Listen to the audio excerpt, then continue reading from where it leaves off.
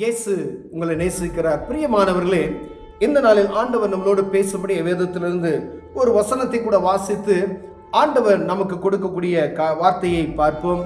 அது நாம் நடக்கக்கூடிய காரியங்களை கற்றுக் கொடுக்கும்படியை பார்ப்போம். பிரியமானவர்களே, அது ஆதியாகம புஸ்தகம் 18வது அதிகாரம் 14வது வசனம் இப்படியாக சொல்லுகிறது: கர்த்தரால் ஆகாத காரியம் உண்டோ? கர்த்தரால் ஆகாத காரியம் ஒன்று உண்டோ என்று வேதம் ஒரு வாக்குத்தத்தமான வசனத்தை கொடுத்திருக்கிறது. பிரியமான, அதுக்கு கீழே உள்ள வசனங்களை நாம் வாசித்தோமானால், உற்பவ காலத்திலே உன்னிடத்துக்கு திரும்பி வருவேன், அப்பொழுது சாராளுக்கு ஒரு குமாரன் இருப்பான் என்றார். ஆபிரகாமுக்கு ஆண்டவர் வாக்குத்தத்தம் கொடுத்திருக்கிறார். ஆபிரகாமுடைய வயது முதிர்ந்தவராய் இருக்கிறார், சாராளும் வயது முதிர்ந்தவராய் இருக்கிறார்கள். அப்பொழுது வாக்குத்தத்தம், ஆண்டவர் கொடுக்கிற அந்த வாக்குத்தத்தம் பல நாட்கள், வருடம் 90-100 வயசு ஆகி போய்விட்டது. பூமியில காணப்படுகிற முறைமைகளின்படி, ஆராய்ச்சிகளின்படி இந்த வயது உள்ளவர்களுக்கு குழந்தை பிறக்காது என்கின்ற ஒரு காரியத்துக்கு நேராக அவர்கள் தள்ளப்பட்டு விட்டார்கள். ஆனால் ஆண்டவர் ஒரு வாக்குத்தத்தம் கொடுக்கிறார். கர்த்தரால் கூடாத காரியம் ஒன்று உண்டோ என்று அறிந்து கொள், ஒரு உற்பவ காலத்தில் உனக்கு ஒரு குமாரன் இருப்பான் என்று சொல்லி ஆண்டவர் உரைக்கிறதை நாம் பார்க்க முடிகிறது. பிரியமானவர்களே, அநேக நேரங்களில் நாமும் கூட ஏதாவது ஒரு காரியத்துக்காய் பல மாதங்கள் செபித்து கொண்டிருப்போம், பல வருடங்கள் செபித்து கொண்டிருப்போம். ஆனால் அந்த காரியத்துக்கு ஒரு முடிவு இல்லை. ஆனால் ஜெபித்து கொண்டே இருக்கிறோம். ஆனால் ஆண்டவர் இதுக்கு அற்புதம் செய்ய மாட்டேங்கிறார் என்கின்ற ஒரு முறுமுறுப்புள்ள இருதயம் எல்லாருக்குள்ளும் காணப்படுகிறதை நாம் அறிந்திருக்கிறோம். பிரியமானவர், ஏன்னா நாம் ஜெபித்ததுமே ஒரு அற்புதம் நடக்கணும் என்று நாம் விரும்புகிறோம். ஆனால் எந்த நேரத்தில் ஆண்டவர் நம்மை சீர்படுத்தி ஸ்திரப்படுத்தி அந்த அற்புதத்தை செய்ய வேண்டும் என்று கொடுத்திருக்கிறாரோ அந்த நேரத்தில் ஆண்டவர் நமக்கு அதை சரியான முறையில் செய்ய வல்லமையுள்ளவராய் இருக்கிறார். பிரியமானவர்களே, ஆனால் விசுவாசத்தில் நாம் உறுதியாக இருக்க முடிய ஆண்டவர் இந்த காரியத்தை நமக்கு எழுதி வைத்திருக்கிறார். விசுவாசம் எவ்வளவு மேன்மையானது, விசுவாசத்தின் நிமித்தமாய் அநேக காரியங்களை நாம் பெற்றுக்கொள்ள முடியும் என்பதற்காய் ஆண்டவர் இந்த காரியத்தை எழுதியிருக்கிறார். பிரியமானவர்களே, ஆபிரகாமுடைய விசுவாசத்தை குறித்து ஆண்டவர் இங்கே சொல்லப்படுகிறது. அந்த விசுவாசம், நீ பாரு, மணலத்தனையான வானத்து நட்சத்திரங்களை பாரு, இந்த உன்னால என்ன முடியுமா? மணல கடற்கரையில் இருக்க மணல உன்னால என்ன கூடுமா? அப்படி உன் ஜனத்தை நான் பெருக செய்வேன் என்று சொல்லி வாக்கு இருக்கிறார். ஆனால் குழந்தை பாக்கியம் அவருக்கு இல்லாது இருக்கிறதை நாம் பார்க்க முடிகிறது. பிரியமானவர்களே, அப்பொழுதுதான் தேவதூதர் சொல்லுகிறார், ஒரு உற்பவ காலத்திலே நான் உன்னிடத்தில் வருவேன், அப்பொழுது உனக்கு ஒரு குமாரன் இருப்பான் என்று ஆண்டவர் சொல்லுகிற அந்த வார்த்தையை கேட்க முடிகிறது. சாராள் நகைக்கிறார். சாராள் நகைக்கிற ஒரு காரியத்தை மேல, எப்பொழுது அவர் ஒரு உற்ப காலத்தில் நிச்சயம் அவனிடத்திற்கு திரும்பி வருவேன், அப்பொழுது உன் மனைவியாய சாராளுக்கு ஒரு குமாரன் இருப்பான் என்றால், சாராள் அவருக்கு பின்புறமாக கூடார வாசலில் இதை கேட்டுக்கொண்டிருந்தார், கேட்டு நகைத்து கொண்டிருந்தாள் என்று எழுதப்பட்டு இருக்கிறது. அப்ப தேவதூதன், நீ சிரிக்கிற, ஆண்டவருடைய வார்த்தையை நீ அற்பமா எண்ணுகிறாயா அப்படின்னு சொன்னதுமே பயந்து போய் அவள், என்ன இல்ல இல்ல நான் அப்படிலாம் இல்லை, ஆனா நீ நகைத்தா என்கிற ஒரு காரியம் எழுதப்பட்டு இருக்கிறது.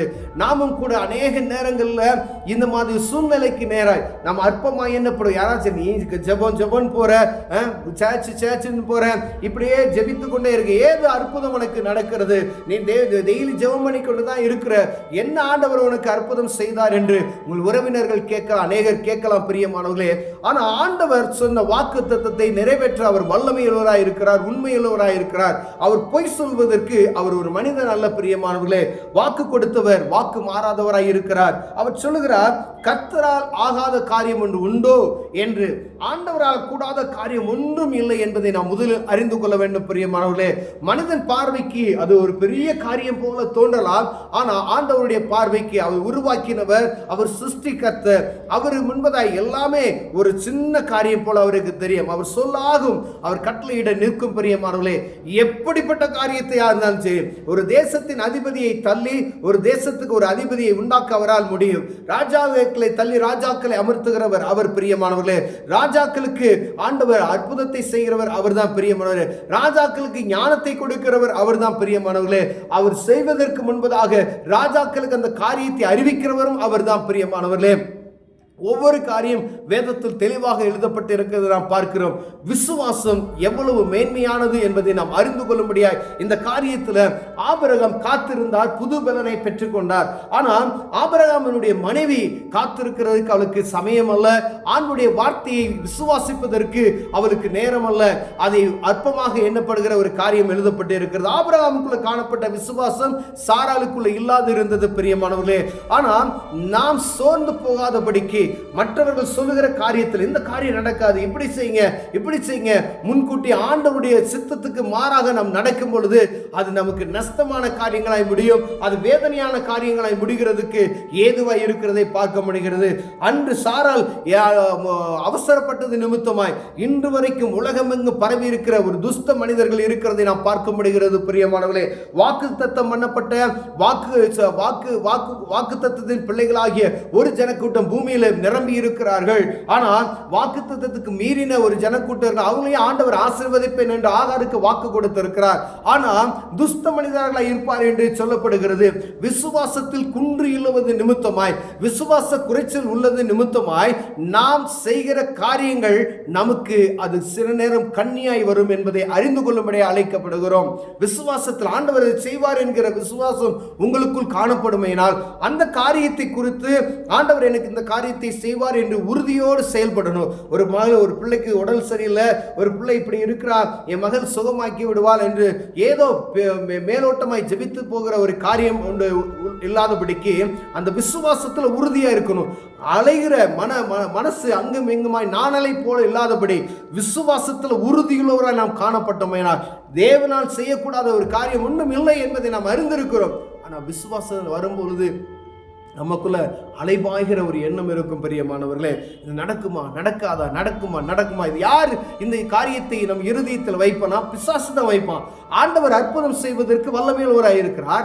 ஆனால் இந்த விசுவாசத்தை குன்றி போவதற்கு சத்ருவானவர் என்ன செய்வான்? பலவிதமான வார்த்தைகளை உங்கள் இருதயத்தில் போட்டு நடக்காது, அப்படி ஆயிரும், நம்ம இவ்வளவு நாள் நான் டாக்டரை பார்க்கலாம், இப்படி பலவிதமான காரியங்களை மனதுக்குள்ள புகுத்துவதை நாம் பார்க்க முடிகிறது பிரியமான. ஆனால் விசுவாசத்தில் உறுதியாய் இருந்து ஒரு காரியத்துக்காய் ஜெபிக்கும் பொழுது ஆண்டவர் அற்புதம் செய்ய வல்லமையுள்ளவர் இருக்கிறார்.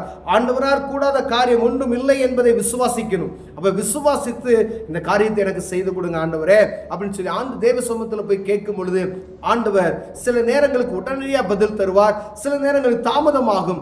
தாமதம் ஆனாலும் நேர்த்தியாய் ஒழுங்கும் கிரமமாய் நடத்தி கொடுப்பார். பிரியமானவர்களே, நாம் விசுவாசத்தில் உறுதியுள்ளவர்களாய் இருக்கும்படியாக அழைக்கப்படுகிறோம். விசுவாசத்தில் எப்பொழுதும் நிலைத்திருக்கிறவர்களாய் நாம் அழைக்கப்படுகிறோம். விசுவாசம் என்பது ஒரு உறுதியானது பிரியமானவர்களே. விசுவாசம் இல்லாமல் அது கர்த்தரிடத்தில் ஒன்று பெற்றுக்கொள்ள முடியாது. விசுவாசம் இல்லாத எந்த ஒரு காரியத்தை நாம் பெற்றுக்கொள்ள முடியாது. ஏன்னா அவர் அவிசுவாசம், ஆண்டவர் மேல வைத்திருக்கிற விசுவாசம் அவ்வளவு பெரிதானது பிரியமானவர்களே. ஆபிரகாம் விசுவாசித்தார், அற்புதங்களை பெற்றுக்கொண்டார் பிரியமானவர்களே. அவருடைய மகனை அவர் பலிபீடத்திலிருந்து வைக்கும் பொழுது விசுவாசத்தோடு ஆண்டவர் அதை பார்த்துக் கொள்வார் என்று சொல்லுகிற காரியத்தை நாம் அறிந்திருக்கிறோம். ஈசாக்கை பலிபீடத்திலிருந்து பலி செலுத்துவதற்கு கத்தியை ஓங்கும் பொழுது ஆண்டவர் கையை நிறுத்து என்று சொல்லி ஆட்டுக்குட்டியை எடுத்து பலி செலுத்து என்று சொல்லுகிறதை நாம் பார்க்க முடியுது. விசுவாசிங்க, ஆண்டவர் அற்புதம் செய்வார். விசுவாசத்தில் ஒரு நாள் குறைவுள்ளவர்களாக இருக்காதீங்க. ஒருவேளை குறைச்சல் இருந்துச்சுன்னா தேவ சமத்துவம், ஆண்டவரே என் விசுவாசத்தை வர்த்திக்க பண்ணுங்க அப்படி சொல்லி கேட்போம்னா ஆண்டவர் விசுவாசத்தில் நம்மளை வர்த்திக்க செய்வார். கண்களை மூடுவோம், ஜெபிப்போம். அன்பின் தகப்பனே, விசுவாசத்தில் உறுதியாக இருக்க எங்களுக்கு கற்றுக் கொடுங்க. இயேசுவின் நாமத்தில் பிதாவே, ஆமென்.